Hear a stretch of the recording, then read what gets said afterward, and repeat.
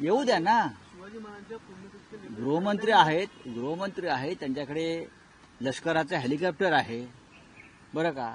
ते हेलिकॉप्टर रायगडावरती उतरणार.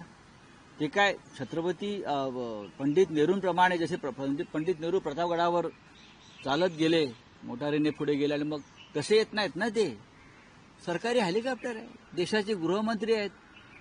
उतरल्यावरती खाली तटकऱ्यांकडे जेवणाचा कार्यक्रम आहे ना. त्यांच्या महायुतीचा जेवणाचा कार्यक्रम आहे, जंगी कार्यक्रम आहे. नाही, काल रात्री उशिरा भेटीगाठी झाल्या आहेत.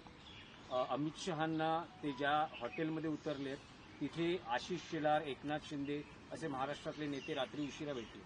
बघा, एकनाथ शिंदेचे ते नेते आहेत, आशिष शेलारांचे आहेतच. खरं म्हणजे एकनाथ शिंदेचा जो पक्ष आहे त्याचे पक्षप्रमुख जे आहेत ते अमित शहा आहेत.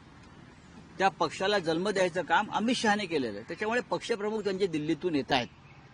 त्याच्यामुळे एकनाथ शिंदेना तिथे उपस्थित राहावं लागेल. काल मी पाहत होतो की त्यांची फार तयारी सुरू आहे. पक्षप्रमुख त्यांचे पक्षाचे प्रमुख येत आहेत म्हणून. अमित शहा त्या पक्षाचे प्रमुख आहेत.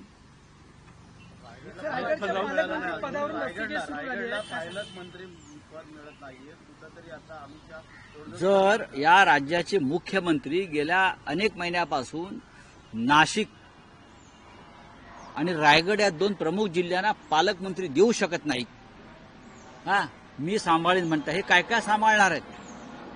मी सांभाळीन. तुम्ही पालकमंत्र्यांच्या तिढा सोडवू शकत नाही, तुम्ही काय राज्य चालवणार?